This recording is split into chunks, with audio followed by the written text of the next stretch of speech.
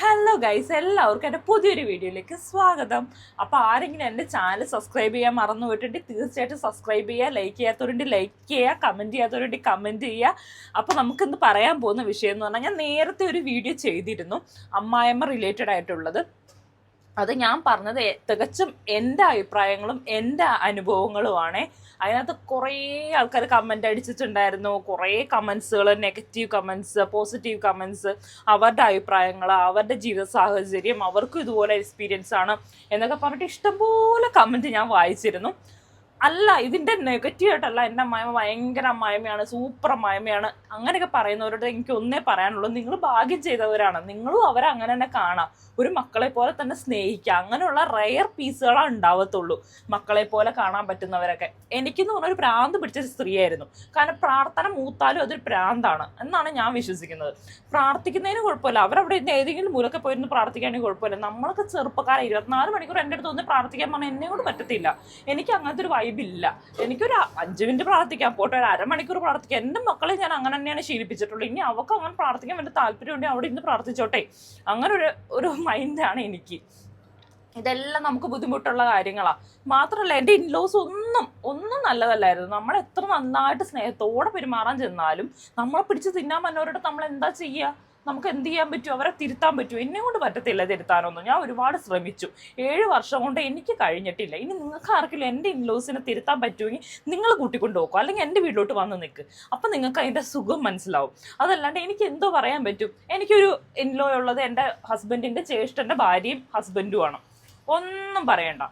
ഇതുങ്ങളെങ്കിലും ഇവരെങ്കിലും ഈ ജനറേഷനിലുള്ള ആൾക്കാരല്ലേ, അവരെങ്കിലും മനസ്സിലാവണ്ടേ മറ്റുള്ളവരുടെ ബുദ്ധിമുട്ടുകൾ. നമ്മളില്ലാത്ത സമയത്ത് നമ്മളെക്കുറിച്ച് കുറ്റം, ഓൾറെഡി അവിടെ പ്രശ്നങ്ങളാണ്.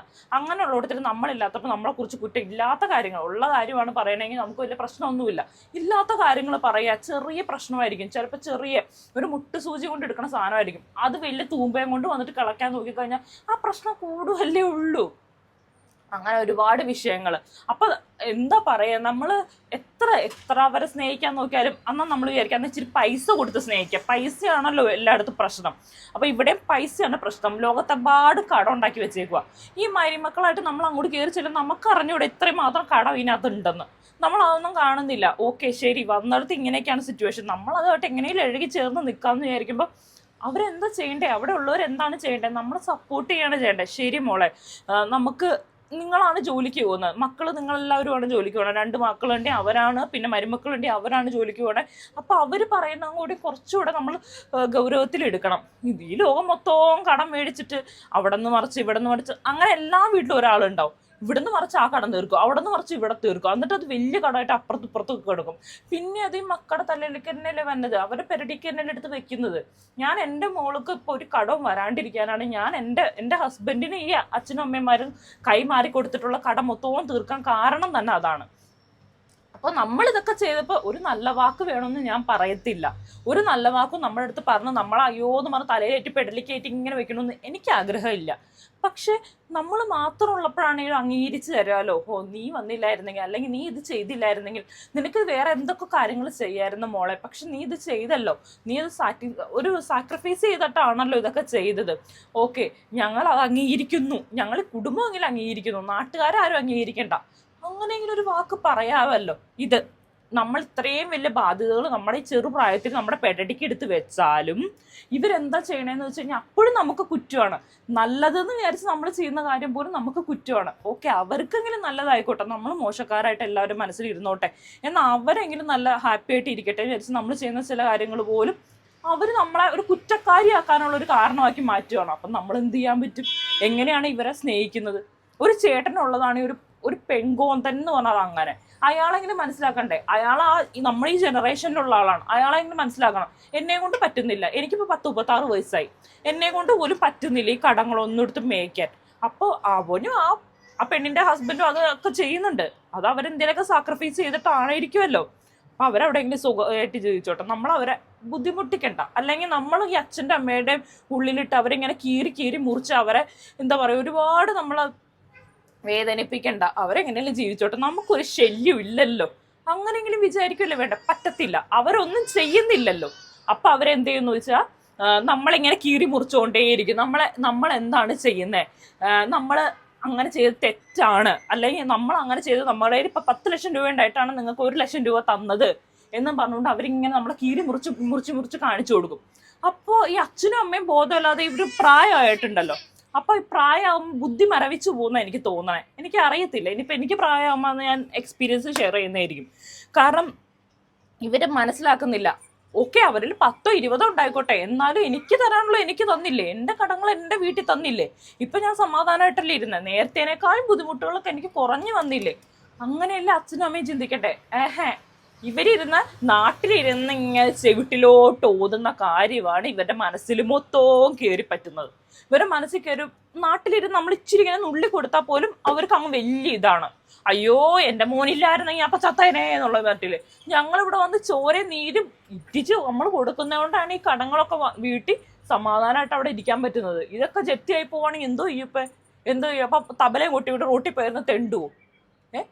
നമ്മളീ പറയുന്നതിനോ ചെയ്യുന്നതിനോ ഒന്നിനും ഒരു വില ഉണ്ടാവില്ല. പ്രത്യേകിച്ച് പ്രവാസികളാണെങ്കിൽ നമുക്കൊരു പട്ടിയുടെ വിലയെങ്കിലും തരണമല്ലോ, അതുപോലും ഉണ്ടാവത്തില്ല. എന്നാൽ ഇതെല്ലാം ഉപേക്ഷിച്ച് അന്ന് അവരെ പോയി നോക്കാമെന്ന് വിചാരിച്ചു കഴിഞ്ഞാൽ അപ്പൊ കടമൊക്കെ ഒരു വഴിക്ക് പോകും. അതൊക്കെ പോട്ടെ, എങ്ങടിൽ പോട്ടെ, എല്ലാം പോട്ടെ, 4 വഴിക്ക് വിചാരിച്ച് നമ്മൾ അവിടെ പോയി നോക്കാമെന്ന് വിചാരിച്ചു കഴിഞ്ഞാൽ അതും അവർക്ക് പറ്റത്തില്ല. അവർ പറയും, അയ്യോ നീ എന്തിന്റെ പട്ടി ചന്തയ്ക്ക് വേണം ഇങ്ങോട്ട് വന്നേന്ന് ചോദിക്കും. എന്തിനാ ഇങ്ങോട്ട് വന്നേ? നീ വന്ന വഴിക്ക് തന്നെ പോയിക്കോ, മര്യാദ പൈസ ഇങ്ങോട്ട് വരാൻ പറയും. ഇതൊക്കെയാണ് അവരുടെ തൊഴില്. അപ്പൊ ഈ ഇതൊന്നും ഞാൻ പറയണമെന്ന് വിചാരിച്ചില്ല. ഞാൻ ആ വിഷയം അമ്മത്തോടുകൂടി അവിടെ മടക്കി കെട്ടി പോട്ടെ എന്ന് വിചാരിച്ചിട്ടതാണ്. കാരണം നമ്മൾ ഇതൊക്കെ ഇതിൽ പറഞ്ഞു കഴിഞ്ഞാൽ നമ്മളങ്ങ് ഏറിപ്പോവും. നമ്മളങ്ങ് എല്ലാ ബഹിരാകാശത്ത് വന്ന ആൾക്കാരും ഉണ്ടാവും. ഈ ഭൂമിയിൽ തന്നെയാണ് ഇതൊക്കെ നടക്കുന്നത്. എല്ലാ അമ്മായിമ്മമാരും ഇതുപോലെയാണ് ഞാൻ പറയത്തില്ല. അതുപോലെ എല്ലാ എന്താ പറയുക നാത്തൂമാരോ അല്ലെങ്കിൽ എല്ലാ ചേട്ടന്മാരും ഒക്കെ ഇങ്ങനെയാണെന്ന് ഞാൻ പറയത്തില്ല. പക്ഷെ പരസ്പരം റെസ്പെക്റ്റോടുകൂടി പെരുമാറാനെങ്കിലും കഴിയണം. അപ്പൊ പറയും സോഷ്യൽ മീഡിയയിൽ കീറിയില്ലെന്ന്. എനിക്ക് പറ്റത്തില്ല, നാട്ടിലല്ല ഞാനുള്ളത്. നാട്ടിൽ വന്നിട്ട് എനിക്ക് എല്ലാവരുടെ അടുത്തോട്ട് പറയാൻ എന്നെ കൊണ്ട് വയ്യ. അവർ പറ്റുന്നവരുടെ അടുത്തൊക്കെ പബ്ലിസിറ്റി കൊടുക്കുന്നുണ്ട്, എന്നെ കൊണ്ട് പറ്റത്തില്ല. നാട്ടിലോ ഇപ്പൊ ഇത് പറയാൻ വേണ്ടി വരാൻ എന്നെ കൊണ്ട് പറ്റത്തില്ല. അതിന് വേണ്ടി ടിക്കറ്റോ അല്ലെങ്കിൽ എൻ്റെ വിസയോ ചിലവാക്കി എനിക്ക് അങ്ങോട്ട് വരാൻ പറ്റത്തില്ല. അതുകൊണ്ടാണ് ഞാൻ ഈ സോഷ്യൽ മീഡിയ വഴി പറഞ്ഞത്. ഇനി ആർക്കെങ്കിലും ഇനി എന്തൊരു സംശയം ഉണ്ടെങ്കിൽ എൻ്റെ ഈ സോഷ്യൽ മീഡിയ വഴി ചോദിക്കുക, എനിക്ക് ഇതിനകത്തോടെയാണ് റിപ്ലൈ ചെയ്യാൻ പറ്റത്തുള്ളൂ. അവർ മാക്സിമം അവരെ വെളുപ്പിച്ച് പിടിപ്പിക്കുന്നുണ്ട്. പക്ഷെ നമുക്ക് നമ്മുടെ അവസ്ഥ എന്താണെന്നോ നമ്മുടെ ബുദ്ധിമുട്ടുകൾ എന്താണെന്നോ അത് ആരും ചോദിക്കാനില്ല. അല്ലെങ്കിൽ നമ്മൾ ഇതൊക്കെ ചെയ്തെങ്കിൽ നമുക്കൊരു ബുദ്ധിമുട്ടുണ്ടാവുമല്ലോ. ഒരു കടം വീട്ടണമെങ്കിൽ അല്ലെങ്കിൽ ഒരു പൈസ അയച്ചു കൊടുക്കണമെങ്കിൽ അവർ പറയുന്ന പൈസ അവർ പറയുന്നിടത്ത് എത്തിച്ചു കൊടുക്കണമെങ്കിൽ അതിന് നമുക്കൊരു ബുദ്ധിമുട്ടുണ്ടാവത്തില്ലേ? നമ്മളൊരു കൊച്ചിനെ വെച്ചുകൊണ്ട് ജീവിക്കും. നമ്മൾ എന്താണ് എക്സ്പെക്ട് ചെയ്യുന്നത്? ഒരു അച്ഛനും അമ്മയിൽ നിന്ന് നമ്മൾ എന്താണ് എക്സ്പെക്ട് ചെയ്യുന്നത്? നമ്മൾ കുറച്ച് കാര്യങ്ങൾ എക്സ്പെക്ട് ചെയ്യുന്നുണ്ട്. അറ്റ്ലീസ്റ്റ് നമ്മുടെ ഭാഗം കൂടി കേൾക്കുന്ന ഒരു അച്ഛനും അമ്മയായിരിക്കണം. അതുപോലെ തന്നെ നമ്മളെയും കൂടി പരിഗണിക്കണം. നമ്മളെയും കൂടി പരിഗണിച്ച് ഓക്കെ അവന്റെ ഭാഗം എന്ന് പറഞ്ഞാൽ ഇങ്ങനെ ഒരു ഭാഗം കൂടി ഉണ്ട്. അവനവിടെ കിടന്ന് ചോരയും നീരും ചിലവൊക്കെയാണ് ഈ പണം മൊത്തം നമ്മുടെ നാട്ടിലോട്ട് അയച്ചു തരുന്നത്. ഇവൻ ഇവിടെ ഇരുന്ന് കുന്ത് കളിക്കുന്ന പോലെയല്ല. ഇവനിവിടെ ഇരുന്നുകൊണ്ട് എന്താ പറയാ അവൻ ന്യായീകരിക്കും പോലെയല്ല. അവൻ അങ്ങനെയല്ലേ അവൻ കള്ളക്കടത്ത് കെടുത്തിട്ട് അല്ലെങ്കിൽ അവന്റെ കഞ്ചാവ് ബിസിനസ് കൊണ്ടാണ് പൈസ ഉണ്ടാക്കിയെന്ന് പറയുന്ന പോലെയല്ല. ഇവൻ ഇവിടെ നിന്ന് 4 കുറ്റം പറഞ്ഞാൽ മതി. അപ്പൊ അവൻ അവിടെ കിടന്ന് അധ്വാനിച്ചാണ് ഈ പരിപാടികളൊക്കെ ചെയ്യുന്നത്. ചെയ്തില്ലായിരുന്നെങ്കിൽ ഞങ്ങളിപ്പോ തെരുവിൽ പോയേനെ. അങ്ങനെ ചിന്തിക്കാനുള്ള കഴിവേ അവർക്കില്ല. ജസ്റ്റ് ഇങ്ങനെയൊക്കെ നിങ്ങളുടെ അടുത്തേക്ക് ഒരു മക്കളെ കുറിച്ച് ഇങ്ങനെ കുറ്റം പറഞ്ഞുകൊണ്ട് വരുമ്പോ അപ്പൊ തന്നെ പറയാ, അപ്പൊ തന്നെ 4 മടക്കി ആ പോക്കറ്റിലോട്ട് ഇട്ട് കൊടുക്കാം. നീ ഒരു കാര്യം ചെയ്യാ, അവനും കൂടെ ഉള്ളപ്പോ ഇത് പറ. അതല്ലെങ്കിൽ അവനിപ്പോ എന്ത് തെറ്റാ ചെയ്തേ? ഈ കടം വീട്ടിയതാണോ തെറ്റ്? നിനക്ക് വീട്ടാൻ പറ്റുമോ? നീ വീട്ടിയോ? നീ ഇത്ര നാൾ ഇവിടെ തന്നെയല്ലേ ജീവിച്ചത്, നീ എന്തേ വീട്ടാഞ്ഞേ എന്നൊരു വാക്ക് ചോദിക്കത്തില്ല. എന്തേ ചോദിച്ചാ എന്താ വായിൽ എന്താ പുണ്ണ വല്ലതാണോ? ചോദിക്കണോ അങ്ങോട്ട് വായ തുറന്ന്? എന്തേ നീ വിട്ടാഞ്ഞ? നീ വലിയ കുറ്റവരെ കുറിച്ച് പറയണ്ടല്ലോ. നീ എന്താ വിട്ടാഞ്ഞ? നിനക്ക് അത്ര വലിയ തണ്ടുകടവും നിനക്ക് അത്ര വലിയ സാമർത്ഥ്യമല്ലേ, നിനക്ക് നല്ല ബിസിനസ്സും അല്ലേ, നീ ചെയ്യി എന്ന് പറയാത്ത എന്താ? നിനക്ക് എന്താ ആരോഗ്യമില്ല, അരക്കി പൊട്ടി തളർന്നു കിടക്കണമെന്ന് എന്ത് പാരൻസ് ചോദിക്കാത്തത്? അങ്ങനെയൊന്നും ചോദിക്കുന്നില്ല അവർക്ക് ഇത് കേൾക്കുമ്പോൾ ഒരു രസാ. ആ 2ാമത്തെ മോനെ ഇതുപോലെ സ്നേഹിച്ച് കല്യാണം കഴിച്ചല്ലേ, നമുക്ക് ഇഷ്ടപ്പെടാത്ത പെണ്ണിനല്ലേ കൊണ്ടുവന്നേ, അപ്പൊ 4 കുറ്റം അവള് കേൾക്കട്ടെ. എനിക്ക് പറയാൻ ഇഷ്ടമാണ്, നമുക്ക് 2 കൂടെ ഇങ്ങനെ ഇത് പറയാം.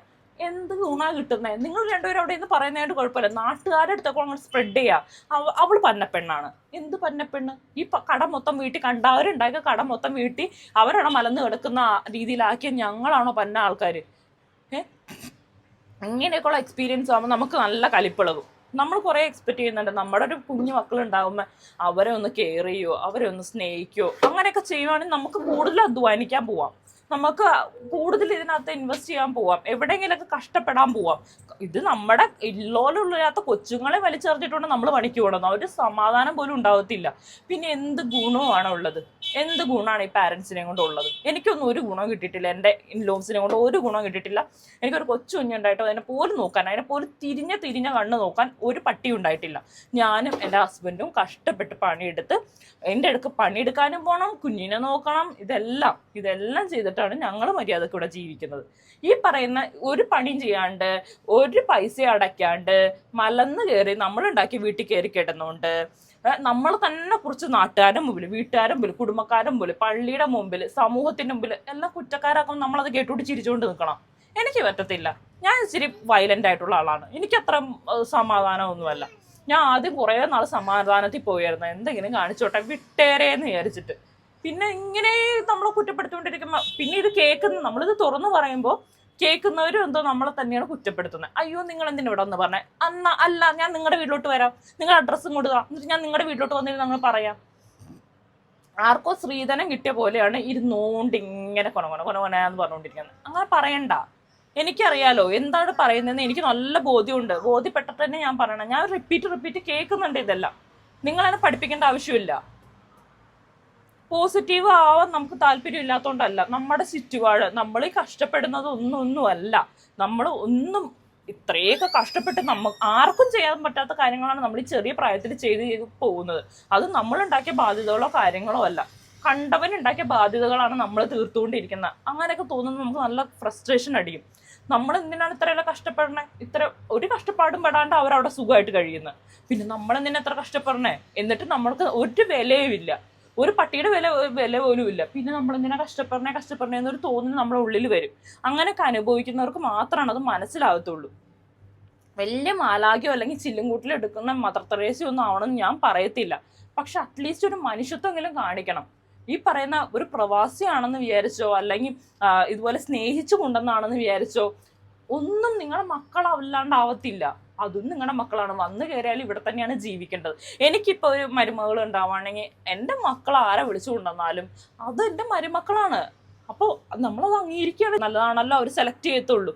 എനിക്ക് എൻ്റെ ഈ കല്യാണം കഴിച്ചതിൽ എനിക്കൊരു റിഗ്രറ്റും തോന്നിയിട്ടില്ല. കാരണം ഇത്രയും ഭാരിച്ച കട, ഞാൻ പറഞ്ഞല്ലോ ഭാരിച്ചൊരു കടമായിരുന്നു. അതെല്ലാം ഞങ്ങൾ ഒരുമിച്ച് നിന്ന് തീർത്തു. ഞങ്ങളൊരു പണിക്കും പോകാണ്ട് അവിടെ ചുരുണ്ട് കൂടുമല്ലായിരുന്നു. ഈ പട്ടി കാവലിരിക്കുമ്പോൾ ആ വീടിന് കയറി ഇങ്ങനെ കാവലിരുന്നിട്ട് കാര്യമുണ്ട്. ഇഷ്ടംപോലെ ഓപ്പർച്യൂണിറ്റി ഉണ്ട്, ഇഷ്ടം പോലെ ഉണ്ട്. അതൊക്കെ അവർക്കും അറിയാം. പക്ഷെ അവർ പോകത്തില്ല. അവർക്ക് പേടി. ആ വീട്ടിൽ നിന്ന് അവിടെ നിന്ന് മാറിക്കഴിഞ്ഞു കഴിഞ്ഞാൽ അയ്യോ അപ്പത്തേനും വരുമോ, ഞങ്ങൾ അങ്ങോട്ട് വന്നിട്ട് അങ്ങോട്ട് അധികാരം ഏറ്റെടുക്കുമോ, അങ്ങനെയൊക്കെ ഒരു ഭയമാണ്. അതുകൊണ്ട് അവരങ്ങനെ കാവലിരിക്കുന്നു. ഞാൻ എൻ്റെ കാര്യമാണ് പറഞ്ഞത്. എനിക്ക് വയ്യ, കമൻറ്റിന് എനിക്ക് റിപ്ലൈ ചെയ്യാൻ വയ്യ. കുറേ കമൻറ്റ് ഞാൻ കണ്ട്, എല്ലാത്തിനും കൂടി എനിക്ക് റിപ്ലൈ ചെയ്യാൻ വയ്യ. അതുകൊണ്ടാണ് ഞാൻ ഇങ്ങനെ ഒരു വീഡിയോ ഇട്ട്. നിങ്ങൾക്ക് എന്ത് വേണമെങ്കിലും വിചാരിക്കാം. പിന്നെ ഇപ്പം നെഗറ്റീവ് പറയുകയാണെങ്കിൽ എനിക്കൊരു തേങ്ങയ്ക്കോലും ഇല്ല. കാരണം എനിക്ക് പറഞ്ഞ് എനിക്ക് മതിയായി. അതുകൊണ്ടാണ് ഞാൻ കറക്റ്റായിട്ടൊരു വീഡിയോ ഇട്ടത്. ഇതിൽ കൂടുതൽ എനിക്ക് പറയാൻ വയ്യ. കാരണം ഞാൻ അനുഭവിച്ചതൊക്കെ എനിക്കേ അറിയത്തുള്ളൂ. അന്നൊന്നും എനിക്ക് പ്രതികരിക്കാൻ പോയിട്ട് വാ തുറക്കാൻ പോലും അറിയത്തില്ലായിരുന്നു. എൻ്റെ വായുടെ ഉള്ളിലോട്ട് കൈ വിരലിട്ട് കുത്തിയാൽ പോലും ഞാൻ മിണ്ടത്തില്ലായിരുന്നു. ഞാൻ സത്യം പറഞ്ഞ ഒരു ഇൻട്രോവേർട്ടായിരുന്നു. ഞാൻ കുറച്ച് എൻ്റേതായ ഒരു വേണ്ട, ആരും വേണ്ട, ഞാൻ ഇങ്ങനെ ചെയ്താൽ എനിക്കൊന്നും സംസാരിക്കാൻ പോലും അറിയത്തില്ല. പിന്നെ ഞാൻ ഇങ്ങനെ അവരുടെ മുമ്പിൽ പോയി മിണ്ടാണ്ടെന്ന് വെച്ചാൽ അവർ ജാടയാണെന്ന് വിചാരിച്ചാലോ എന്നൊക്കെ ഒരു ചിന്ത എനിക്കുണ്ടായിരുന്നു പണ്ട്. അപ്പം ഞാൻ വിചാരിക്കും ആരെയും വേദനിപ്പിക്കണ്ടെന്ന് വെച്ചാൽ മിണ്ടാതിരിക്കുന്നൊരു പ്രകൃതമായിരുന്നു. എനിക്ക് എന്തെങ്കിലും വേദന വന്നാൽ പോലും ഞാൻ മിണ്ടാതിരിക്കലാണ് പതിവായിരുന്നത്. പക്ഷെ എല്ലാ കാലത്തും എല്ലാ മനുഷ്യരും അങ്ങനെ ഇരിക്കണമെന്നില്ല. കുറെ കഴിയുമ്പോൾ നമ്മളങ്ങ് വളരും. നമ്മുടെ അനുഭവങ്ങൾ വലുതാവുമ്പോൾ നമ്മളും വളരും, നമ്മുടെ മാനസികാവസ്ഥ വളരും, നമ്മുടെ ചിന്താഗതി വളരും. എന്തിനാണ് ഇവരൊരു കാരണമില്ലാണ്ട് എൻ്റെ പുറത്തോട്ട് പിടിച്ച് കയറണമെന്ന് നമുക്കൊരു ചിന്ത വരും. അപ്പം നമ്മൾ തിരുത്തും. അപ്പോൾ ആർക്കും വേദനിച്ചിട്ട് കാര്യമില്ല. അപ്പൊഴിഞ്ഞു കഴിഞ്ഞാൽ ചോറ് തന്നെ വന്നെ. എനിക്കും അങ്ങനെ തന്നെ വരാറ്. ഇനിയിപ്പോൾ എൻ്റെ മക്കൾ വലുതായിട്ട് എൻ്റെ അടുത്ത് ഇങ്ങനെ ചെയ്യുള്ളൂ. എൻ്റെ മക്കൾ ഇങ്ങനെ ചെയ്യാൻ വേണ്ടിയിട്ട് ഞാൻ അവരുടെ അടുത്തൊന്നും കാണിക്കാറില്ല. ഞാൻ ഇനിയിപ്പോൾ വലുതായാലും അങ്ങനെ ഒന്നും കാണിക്കാൻ ഉദ്ദേശിക്കുന്നുമില്ല. ഇന്നത്തെ കാലഘട്ടമൊക്കെ ഒരുപാട് മാറി. അവർക്ക് ഇഷ്ടമുള്ളവരോട് അവർ ജീവിക്കട്ടെ എന്നുള്ളൊരു രീതിയാണ്. ഇപ്പോൾ കല്യാണം കഴിച്ച് വലിയ രീതിയിൽ ആർഭാടോട്ട് ജീവിച്ചില്ലെങ്കിൽ അവർ സന്തോഷമായിട്ട് ഇരിക്കുന്നുണ്ടോ? എനിക്കതാണ് ഏറ്റവും വലിയ കാര്യം. ഞാനൊരു അമ്മ എന്നൊന്ന് നിലയ്ക്ക് ചെയ്യാൻ ഉദ്ദേശിക്കുന്ന കാര്യം എന്ന് പറഞ്ഞാൽ എൻ്റെ മക്കളുടെ പേരിൽ ദയവ് ചെയ്ത് ഞാൻ ഉണ്ടാക്കിയ ഒരു കടബാധ്യതയും അല്ലെങ്കിൽ എൻ്റെ വീട്ടിൽ നിന്ന് അല്ലെങ്കിൽ എൻ്റെ കുടുംബത്തിൽ നിന്ന് അല്ലെങ്കിൽ എൻ്റെ ഹസ്ബൻഡിൻ്റെ കുടുംബത്തിൽ നിന്ന് അല്ലെങ്കിൽ പാരമ്പര്യമായിട്ട് കിട്ടിയ കടബാധ്യത എൻ്റെ മക്കളുടെ പെടലിക്ക് എടുത്ത് വെക്കരുത് എന്നുള്ള ദൃഢ നിശ്ചയം എടുത്ത ഒരു അമ്മയാണ് ഞാൻ. കാരണം അവർക്ക് ജീവിക്കാൻ പറ്റത്തില്ല.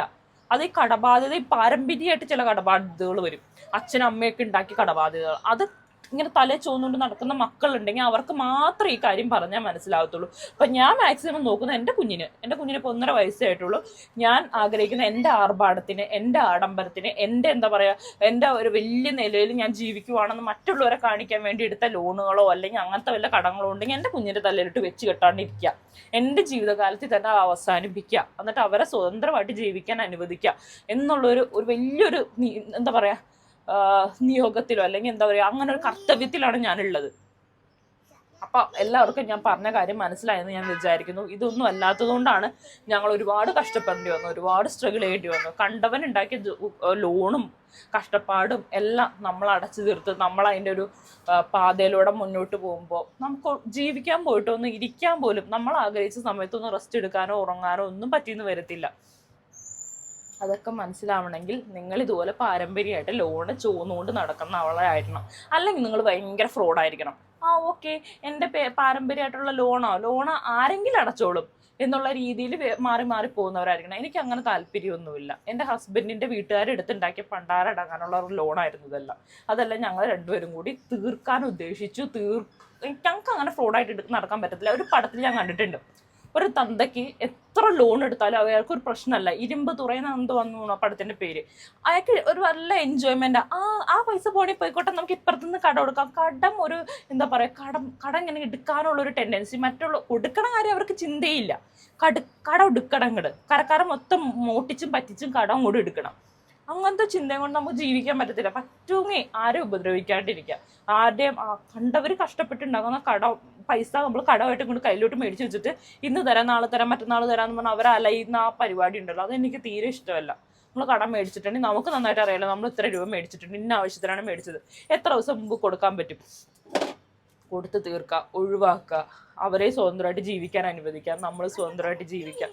കടം കൊടുക്കാൻ പറ്റത്തില്ലെങ്കിൽ ദൈവത്തെ എടുക്കാണ്ടിരിക്കുക. അതൊക്കെയാണ് ചെയ്യേണ്ടത്. അല്ലാണ്ട് തലമുറകളും കൈമാറി കൊണ്ടുനടക്കാൻ പറ്റിയ സാധനമൊന്നുമല്ല, പാരമ്പര്യ സ്വത്തൊന്നും അല്ലല്ലോ, കടവല്ലേ.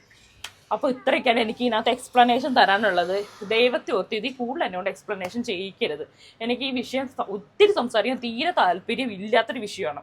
അതുകൊണ്ട് കുറേ നാളുകൾക്ക്, എനിക്ക് 2 മാസം മുന്നേ കണ്ട് ചെയ്ത ഞാൻ വീഡിയോയാണ്. അതിന് തുടരെ കമൻറ്റുകൾ വന്നതുകൊണ്ടാണ് എനിക്കിപ്പോൾ ഇത്രയും വലിയൊരു എക്സ്പ്ലനേഷൻ നിങ്ങളുടെ അടുത്ത് തരേണ്ടി വന്നത്. ദയവായിട്ട് അതിനകത്ത് കിള്ളിച്ചൊറിയാണ്ടിരിക്കുക. എനിക്ക് ബുദ്ധിമുട്ടായിട്ട് തോന്നിയ കാര്യമാണ് ഞാൻ പറഞ്ഞത്. അപ്പോൾ പുതിയൊരു വീഡിയോ ആയിട്ട് തന്നെ tata bye. Okay, see U.